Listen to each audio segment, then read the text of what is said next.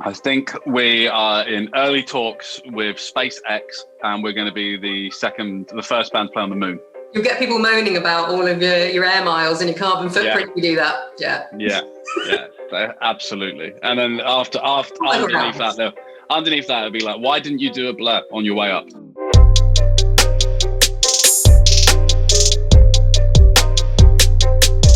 Hi, I'm Jen Thomas from Enemy, and today I'm joined by Sam Carter from Architects for the latest episode in Enemy's In Conversation series. I can see that you've come well equipped with the tea. I've got one as well. And the sunglasses. I wasn't sure whether it was going to be sunglasses or beer. This is a safety precaution for everyone that these are on.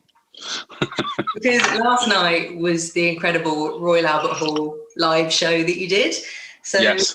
The tea and the sunglasses are a pretty good clue, but how are you feeling today after last night? I ended the night on the floor of my bathroom, just absolutely hammered. But no, it was amazing. The response has been unbelievable. Walking around really, with my head held high today. I'm very, I don't feel like I could probably get through a door with the amount of nice things people have said. I've got a big head. One of my favourite comments I saw was, obviously there's the jokes with Architects about the BLEGH. Every time Sam Carter says BLEGH, an angel gets its wings, which That's a good one. That's good. The funny thing about that is my dad recently, he's always been a fan of the band, but when Animals came out, he was really paying attention to everything that people were saying and was reading the comments and stuff. And he called me and was like, what's this BLEGH thing that everybody wants you to do?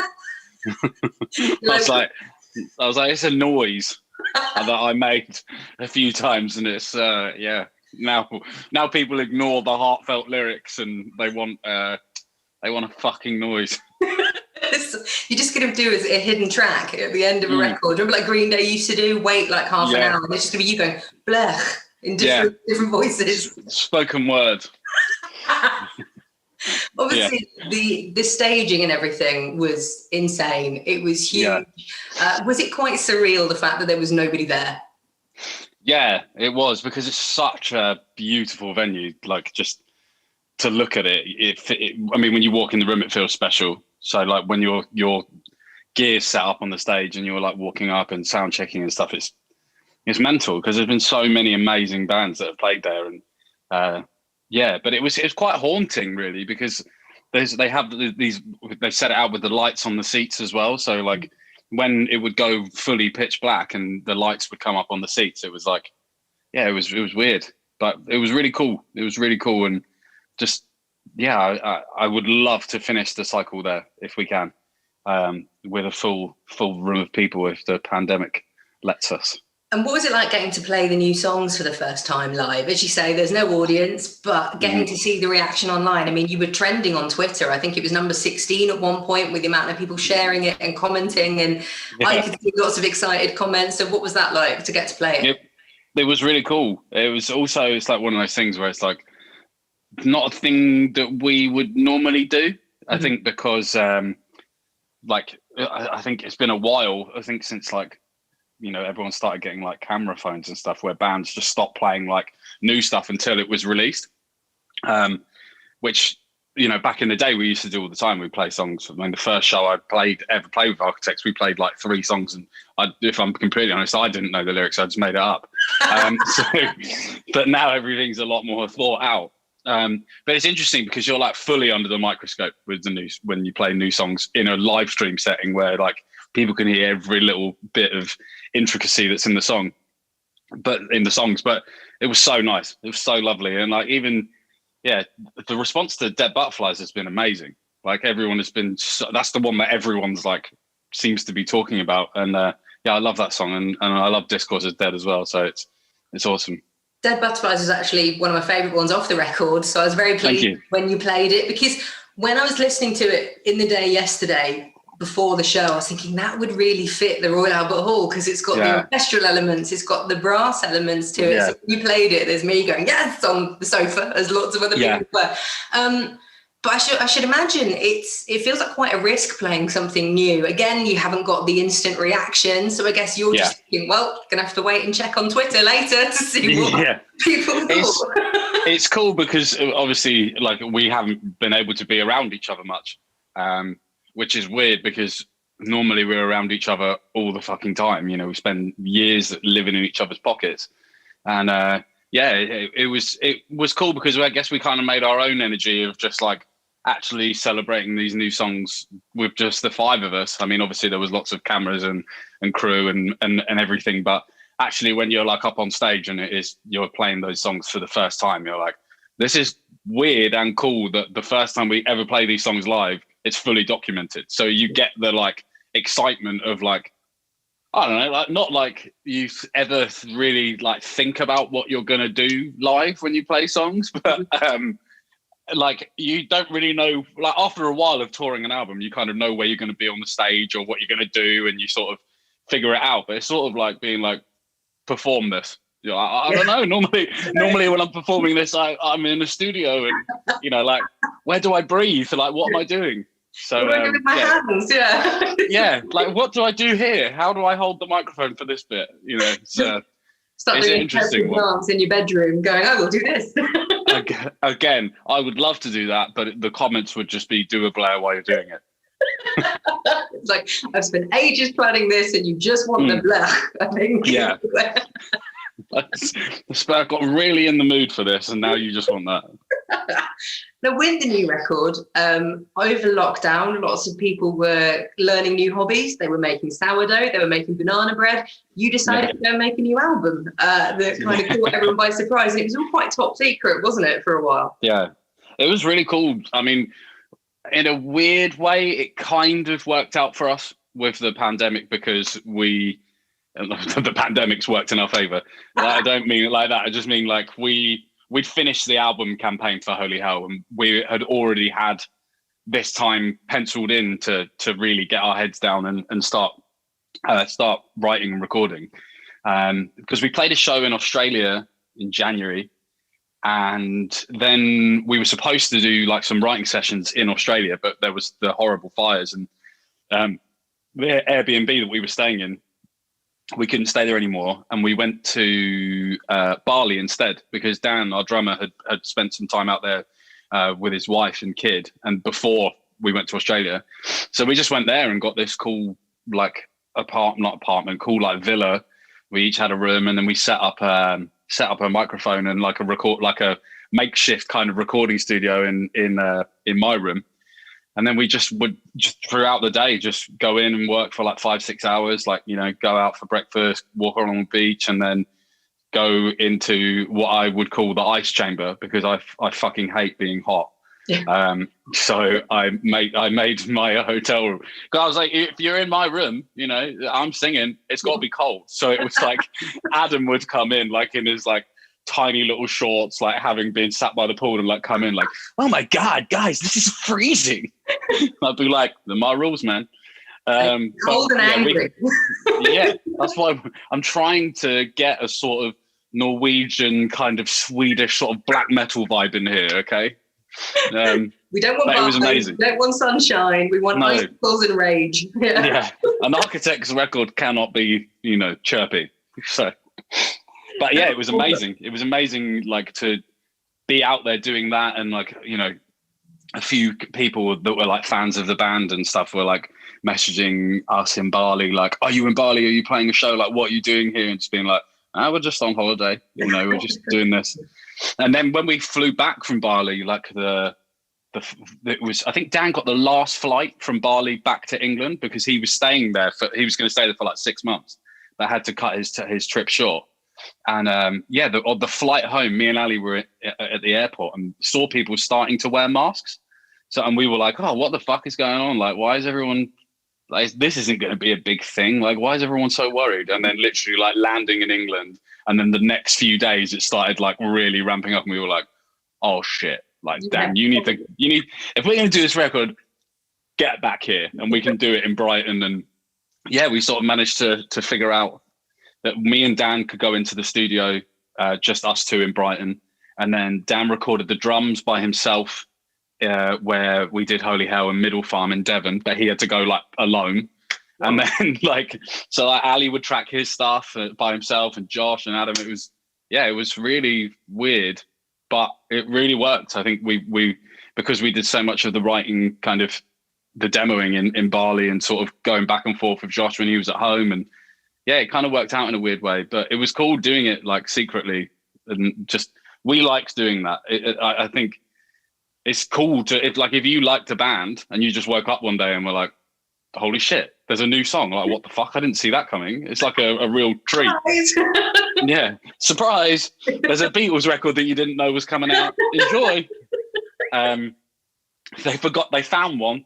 But yeah, I always like that. I think it's super, super cool, and it keeps people on their toes. And yeah, it's just going into the studio in Brighton and no one being there. Like, Brighton Electric is where we've like rehearsed since like my first ever like tryout for the band, and they were in there like years before that. But to be in there and literally, because it's a big place, and it be completely empty, and just me and Dan turning up at separate times and just going in the studio and being like, oh, no one's here, so let's just work all day. Might as well. So it's for those that wish to exist. It's your ninth studio album coming out in February. Don't remind me. You've got some amazing collaborations on there. So you've got Parkway Drive, you've got Royal Blood, you've got Biffy Clyro. How did those come about? Do you think the pandemic actually made it easier because people are used to recording remotely? They normally would be off on tour somewhere around the world. Yeah. It gave you an opportunity to get these people involved. I think with definitely with getting Simon on board, like I think he has a cool set. I think the thing that made us think about it really was seeing him do like the live sessions and stuff that he was doing at home as well, made us be like, oh, cool. So he can record himself, and maybe if we ask him, he'll be up for it. And we knew that Simon was a fan of the band, and he has been for a long time. Like I remember meeting him in like 2007 at Download with Tom and him. And me and Tom being like, we're massive fans of your band, and him being like, oh, you're from Brighton, right? And we were like, oh, he knows us. But then since then, it's always been like, we've always had like massive respect for them. Just, I think because it took so long for people to really like blow Biffy up, you know, like for a while they were just like this cool underground band that just kept putting out records, and then seeing them explode with like Puzzle, and it was like like, wow, like you can just keep going and eventually this stuff works out, you know. Yeah. And the fucking songwriting that they have is amazing, and the energy that he puts into every vocal take is amazing. Like you can really tell that he feels it. So asking him, we just sent him an email. He's friends with one of our part of our management team, and he replied straight away being like, I'm so excited, when do you need this, like what do you want? We're just like, fuck, this has gone really smooth. I wasn't expecting you to say yes. Yes. Okay, right, do it now. Do it now before you change your mind. And with Mike, it was super easy because me and Benji from Royal Blood grew up on the same street, like in Rustington, this really small village. And we've been friends for years. And they were always at Brighton Electric, so we built up a friendship with Mike as well. And me and Mike spent a really sort of depressing Boxing Day, I think it was, like 2 or 3 years ago, where we were both just like both single young men, just out for just a date with each other. We went for drinks in the evening somewhere, and we were just at a dinner table, just in somewhere in Brighton, this cool restaurant. And I was just saying, like, this is so funny. Like, imagine someone just walking past and being like, is that Sam from Architects, that really heavy band with Mike from Royal Blood? Like, what's going on there? Are they friends? But like both, I'm a massive Royal Blood fan, and he's a big Architects fan, so it was super natural. And Winston is just the nicest guy. Parkway have always been like super kind and lovely to us, and always gone out of their way to help us. Especially when we were on tour with them when Tom was ill. They like gave up their whole rider to like make sure that Tom was getting like fresh fruit and vegetables every single day. Like the super, super amazing people. So that was like, I think that's been coming for a long time. Like either me on them or them on us. Like it was always going to be, one way or another. But I'm glad that we managed to make it happen, and it's kind of cool. We haven't had guest vocalists for a while. I think the last one we had Murray from the Excerpts was on Lost Forever, and I feel bad if we've had any more since then. That would look pretty stupid. But yeah. That's what's happened in the last few years, to be fair. Nobody would blame you. Yeah. It's a bit of a blur. There's been a hectic 3 records for sure. But yeah, it just felt like Dan was saying, like, it's funny because with like hip hop and a lot of other genres, you just see like a bunch of people on one track. And we were like, fuck it, let's, like, you know, there's 15 songs on the record, like, let's explore it and get some different vocals in there. And yeah, I'm really happy with how all the guest spots came out. And when you look at Holy Hell in 2018, that was clearly a very cathartic record with everything that happened with the loss of Tom. That almost seems like it was a record that was done out of need to deal with everything that was going on at the time. Obviously, the years have passed since. There is this whole pandemic, everything that's happened. So with the new record, it sounds huge. It sounds cinematic. As I say, a lot of the songs were very fitting for the Royal Albert Hall last night. And some of the last shows that you had done beforehand were at Wembley. So we're talking these huge arenas. So do you think doing those shows and performances of that size then helped you with the new record to push the boundaries and just go even bigger and just see what you can do with it? Yeah, I think that for sure, because I think really Holy Hell, as you say, was us sort of coming together and learning how to do it without Tom. And it's a fucking, you know, it's a big stage to learn how to do that on when he was the main songwriter for everything we'd done previously. But then since that, I mean, there's been this, like, I always think of it as like kind of 2 stages of the band. You know, it's almost like everything that's happened over Holy Hell is just mental. It's just mental. Like for the fact that 1 minute we were like, I don't know if we can do this without him. And then the next minute you're doing fucking Ali Pali and Wembley and playing shows in like fucking arenas in Germany and Australia, like around the world. You know, it's like, it used to be like okay, we do really well in London and the UK and everywhere else is like really good, but not as big. And then all of a sudden you're like playing these same size fucking rooms all around the world. And you're like, this is fucking crazy. But then I think you write with what you know, you're playing those rooms and you're thinking like, when you're writing songs, you're like, what would the set need? Like, you know, if we were playing this, like, how would we get into this? And the album, yeah, I mean, especially like when we were like writing Animals, it was like, fuck, I cannot wait to play this in these big rooms and like have these massive like monster riffs. It's it is crazy. But you do, yeah, I think you have to write for that. Animals has got quite an industrial element to it as well. It was always different, like you'd flipped it. So you've got the really heavy riffs, kind of industrial sound, and then the vocals. It's like you kind of done a 180 from how things were before. Yeah, it's interesting with that song as well, because that was one of the latter ones. And when we got it, when we started doing it, I was like, in the verses, I wanted this really fucking aggressive vocal. And I was like, really wanted it to be like distorted and really horrible. But it just wasn't working, just wasn't syncing with it. Like, and actually it was like, okay, we need to think about like what this song needs, not what I want or what we need. And then when we started doing that singing thing, it sort of gave this sort of, I guess, kind of like a Mew vibe to it, where it was like, oh, it's like these big industrial drums and this like gentle vocal. It just felt super cool and like something that I would want to listen to. Mm-hmm. And like actually having a song like that. And do you know what? We knew straight away it was good, because it was one of those songs where it's like, okay, cool, I'm just going to keep listening to it. And you're like jamming the demo over and over. And you're like, fuck, I really want to show people this song. Like, you see friends and you're like, check this demo out. And everyone's like, whoa. It's like it was like an exciting jump for the band, you know, like the 3 records before had a similar kind of feel and vibe to them. And obviously going through everything that we'd gone through, it was like, you know, Tom had written some songs for Holy Hell and we wanted to keep that alive and sort of learn how to write through that. And then it was like, I feel like it needed a breath of fresh air. No one wants the same fucking record again, you know, like, and I think you do yourself a disservice if you just go and phone something in. And it's, no one wants that. People like, I watched this clip of David Bowie again and again throughout the recording period. If ever I was like, oh, I'm a bit nervous about this. it was just like David, he says like artists generally do their best work when they're uncomfortable. When you're just a little bit outside your comfort zone where you should be, that's when the best art comes. And I was like, yes, David, yes. And yeah, I think that's it. Like doing something new and exciting. It gave that like that buzz that you get when you first start like writing songs, and we managed to get that through every song on the record. You know, we were really trying to find those like moments. You know.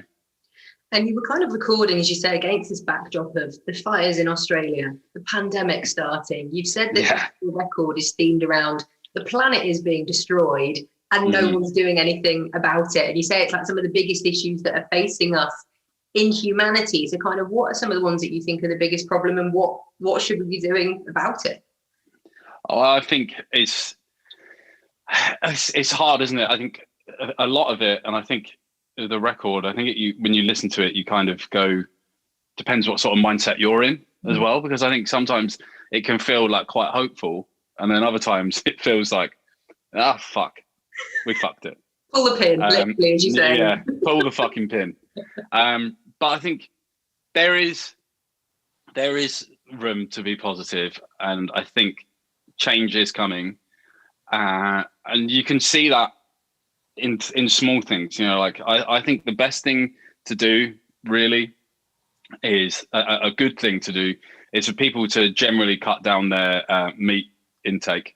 I think that's one of the biggest causes of serious issues that we have with climate change, just because of the amount of like the greenhouse gases that come out from those fucking massive farms. I think people think, especially in America, they think that there's like these cool little farms and the cows are all fed, and it's like there's been drives where we've been driving through the middle of the desert in like Texas, and the farms for the cows are like miles and miles and miles long, and you're just like, fucking hell, this is bleak. But I think like the best thing I would encourage anyone to just take like 1 or 2 days a week off of eating meat. Like start small. If everybody in the world just didn't eat meat for 2-3 days a week, it would make such a massive difference. But I think, again, I think that I've learned, you can't really like go at people and be like, you need to do this, you should do that. Like everyone has to come to their own conclusion, right? But I just think people just need a bit more empathy. I think just trying to look after each other and try and be kind to each other. Like it feels like everyone's kind of at war with everybody else, and it's just a silly thing to do. Like to hate, like to want to pull someone down for doing something positive, or make someone feel bad for something. It's like, we're all fucking floating around on this bit of rock together. It's like, just be kind. Just be kinder to each other and try and look out for each other. I think that's the only way we'll get through this like climate catastrophe and the problems that we see in the world, is if we stop seeing people as like enemies and start treating them as friends, Because I see that you've launched this Architects merch company, like trying to get rid of the fast fashion aspect. And I know that you did a post on there where it was saying something like, those that try get the most criticism, and that we won't let perfection be the enemy of the good. So that's kind of what you're saying there, because it must be frustrating that you go, right, we're going to do this. We're going to do the run of 100. It's going to be limited edition, get rid of fast fashion. And then there's going to be people going, well, I can't get it. I can't get a shirt. So it's like damned if you do, damned if you don't. So kind of, how did that idea come about, and how's it gone down? Well, it's super interesting, because I think, for a while we've been wanting to do stuff with other merch companies and stuff that we run. We have our stuff through, and we changed everything to like organic cotton and organic tees and stuff. And it was important to us to do that. But then moving into this bit, it was like, I don't want to just print like 1,000 t-shirts and sell 500-600 of them, and then there'd just be 400 that no one wants, and it just sat there. Mm-hmm. The amount of water that goes into making shit, it's fucking crazy. You preach, you say, like, I don't say that we're preaching, but you want to see this change, and then you're like, we've got to start doing it ourselves. And like, if people miss out on a shirt, because people get like fully pissed at us as well. Like people will be like, I couldn't get this fucking hoodie. You put it up and it was gone. Like the least you could do is print another one. It's like, you're missing the point. You're missing the point here. Like, it's super cool that you're really enthusiastic and you really wanted a hoodie, but it is a hoodie. It's okay. Like, there's going to be another one. Yeah. I think it just means that if you put the time and effort into like making something really good, organic, which isn't cheap. Like you make sure that everyone that's working is getting paid properly. It's like when you get that item of clothing, you love it and you take care of it because it's not just a throwaway thing that you're just like, oh, 20 quid, I'll wear it once and just throw it on the fucking floor. Like, oh, I'll just get another one. It's like, I like to think that people are like, oh, I'm going to get this hoodie and I'm going to like really fucking look after it, you know? And it's a cool thing to be involved in because me, Dan and Ali are basically the ones that are getting the designs through, like making up the designs as well. Like we talk to each other all day, like about like, maybe we could do this in this color, or we should try this print and get this here. It's like, it's not just the thing that no one else is involved in it other than us three, as in like the boys, everything gets signed off by all five of us, but we are the ones that are like getting the designs and getting the colors. And also at the same time, we're just enjoying it. You know, we can't go on tour. We can't do anything else. So it's been really fun to like be creative in another way, you know, and do stuff that, you know, you would want as a fan. And I think that's what you got to think about is like, if I saw something on a merch store that I would love, like it has to be stuff that we all back, you know. I'm not just going to print a fucking shirt with like something crazy on it just because it's just, I think one person would buy it and have 5,000 funny, yeah. Like niche t-shirts. And like you mentioned before about your veganism, and you've worked with Sea Shepherd and other organizations. How important do you think it is to use your platform to raise awareness of things like this, of working with organizations like that and about the veganism and things, as you say? I think when you have a platform, I think if there's something you really care about and you truly care about it, you have to speak about it, because otherwise you're just lying to yourself and to people that like your band. You know, it's just fucking easy to stay quiet and not be out there and not be outspoken, because, you know, sometimes it takes a fucking battering to go out and say something. I always get shit from everyone. If I say stuff about going vegan or say stuff about the environment, people are like, blah, blah, blah, you fly in planes, blah, blah, blah, you do this, you do that. It's like, oh, I'm trying so hard to be nice here.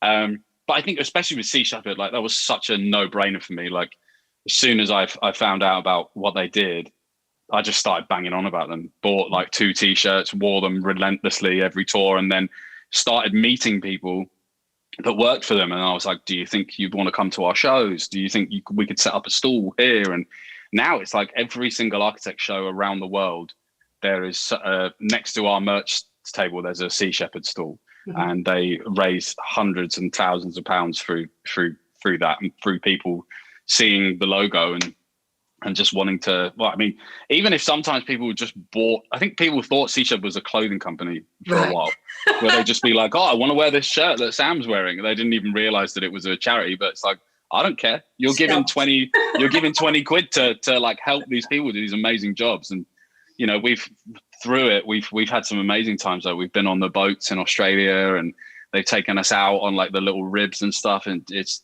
super cool. And they're just like amazing people. They don't get paid for it. No one gets paid for working for them. They just go out and put their lives on the line, because it's like people fucking kill whales and people cull hundreds and thousands of pods of dolphins every year, and no one talks about it. It's all this stuff's going on, and it's crazy to me. Like there's this place in Japan called Taji. I think I may be pronouncing it wrong, or Taj. I'm not sure if I'm pronouncing it right, because I've never spoken to anyone from there or anything. But there's every year they have this hunt, and they get these pods of dolphins, because dolphins are like incredibly empathetic, smart creatures.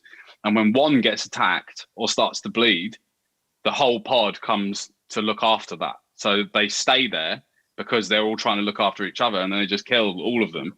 But what's crazy is then in the summer, the same cove where they bring these dolphins into, you can go and swim with dolphins in the wild. Cognitive distance. Yeah, it's fucking crazy. But you should, if anyone wants to watch anything like that, there's a documentary called The Cove, which is a real eye opener. I wouldn't recommend it on a hungover Sunday. It's quite harrowing, but it just shows there's just all these like monstrosities that go on, but because no one talks about it or sees it, it's easy to push to one side. But yeah, that's why I always just even if one person takes note out of how many followers or whatever, it means that I feel like I'm doing my bit. Well, when you think about it, this whole pandemic could be argued it started because of the way we treat animals with the bat at the beginning and how it all starts. So if that's not hello, yeah. And like the wet markets and stuff are fucking crazy, which is just like markets where, you know, you buy live animals and kill them. It's pretty, yeah, we're not very nice to animals, us humans. And with the whole, as you said, with the record, a lot of it is, as you said, some of it, depending on your mood, can sound like there's no hope, there's no point. But then in other aspects, as you say, it's actually, no, we are trying to do something about it, and people are trying to raise awareness of it. So hopefully people will pick up on the messages throughout the record as well and make positive changes. And you say, perhaps like with the fires, the pandemic, everything else, it's kind of making people sit up and take note in a way. Yeah, I mean, at the start of the first lockdown, it was like, I mean, you could see kind of nature like taking stuff back. You know, obviously there was like the memes and stuff that people started making. Where, it was so great. I love that shit because you have to be able to laugh at it. You know, it can't just be like doom and gloom all the time. But yeah, it is amazing. Like there's been like dolphins like in Sussex, which is so cool. But yeah, just like seeing like birds go back to places where they haven't been before, and yeah, it's super cool. I mean, you can definitely tell I'm in my 30s because I love birds. I do as well. It's fine. I've got them all tattooed all over me, everywhere. It's fine. Yeah, that's it. Same here. That's me. They've got pig and chicken and birds, and yeah, we're just like, I love animals so much. I draw them on me. Got rabbits. I love it. A hedgehog in a bonnet. Well, my day 2 days ago was putting a nice new bird feeder out. That was me. That was me 2 days ago, just being like, yeah, I'm gonna get them a new bird box. So rock and roll, isn't it? Just to watch my dogs just run out there and just ruin all my hard work. I'm like, oh, whoa, that's crazy. That's a jay. What's a jay doing here? Oh, my dog scared it off. I've had that with gardening over lockdown. It's like, I'm going to plant lots of seeds that birds and bees and things like, and you're like, I'm 34. Yeah. Now. And at the start of lockdown, it was like, cool, my garden looks fucking amazing. And then you come into lockdown 2 when it's like winter and you're like, cool, everything's dying because it's cold. I'm going to plant some bulbs and see if that works. And you're out there with the torch at 5 p.m. going, this is my life now. Shaking. It's like, oh, it's freezing. It's got to water this plant. Like, I'm going to bring it to life. And lastly, obviously, you played Wembley last year. You played the Royal Albert Hall last night. What is next on your list? What is on the bucket list? Like, we can manifest it for you. I think we are in early talks with SpaceX, and we're going to be the first band to play on the moon. That's the next live stream. You'll get people moaning about all of your air miles and your carbon footprint. You do that, yeah, absolutely. And then after underneath that, it'll be like, why didn't you do a BLEGH on your way up? That'll be what it would be. But BLEGH on the moon. But I think, in all seriousness, I don't know what's next. Really, I think we just we're enjoying getting stuff ready for for the album release, and hopefully this vaccine works and things start looking up for shows, because I mean, everyone misses it. I think everyone in this community of that loves music is missing it, because it's like a live show is like an escape, and it's like a party, and it's everything you need it to be. Like, if you're in a shit mood, you can go to a show. If you're in a great mood, you can go with your friends and have a party. Like, it's live music is really therapeutic for people, I think, and especially for us as well. Like, seeing that connection and seeing your hard work, means something to people. It's so cool. I think that's why, like, I've watched a lot of reaction videos for animals, because it's actually seeing. That's what I miss the most, is like, it's easy for someone to say, oh, I love your band, in a comment. And don't get me wrong, I really appreciate it when people do that. It's just as easy for someone to be like, your band's fucking shit.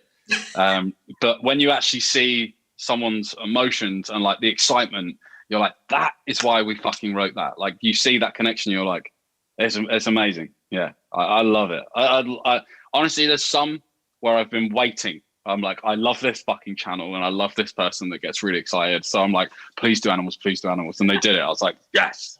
And that's the thing. It's like, I want a live show so I can play these songs to them. And you know full well the first gig back is going to be carnage. I can't wait.